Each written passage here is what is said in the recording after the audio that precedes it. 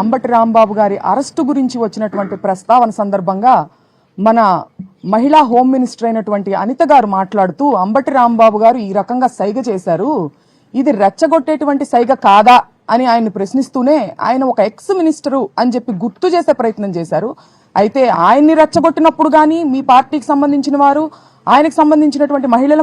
మహిళలమైన మా మీద దాడి చేసినప్పుడు కానీ మీకు ఆయన ఒక ఎక్స్ మినిస్టర్ అని మీకు గుర్తు లేనట్టుంది. అయితే ఎనీహౌ అసలు ఇది మొత్తం ఎక్కడ మొదలైంది? ఇది మొత్తం వెంకటేశ్వర స్వామి వారిని మీరు ఇవాళ ఒక వైసీపీకి సంబంధించినటువంటి రాజకీయ నాయకుడిగా చూస్తూ ఆయన మీద పోస్టర్లు వేసి దుష్ప్రచారం చేస్తూ ఆయనకి దుస్థితి కల్పించారు.